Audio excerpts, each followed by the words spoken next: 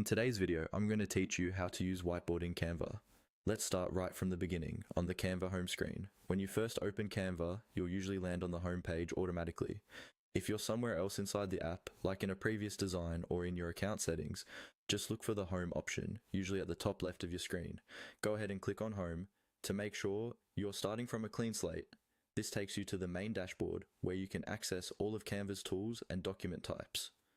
Once you're on the home page, your next step is to find the whiteboard option. Canva treats whiteboards as a special kind of design that gives you a large, flexible canvas to brainstorm, plan, and collaborate. On the home screen, look for the section where you can either search for a design type or browse templates. In the search bar, you can simply type whiteboard, and Canva will bring up whiteboard templates and a blank whiteboard option.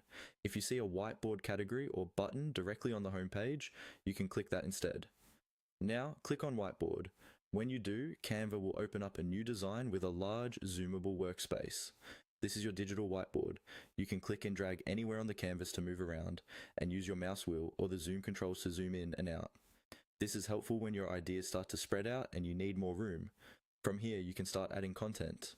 On the left-hand side, you'll see tools to insert shapes, text, sticky notes, lines, and images.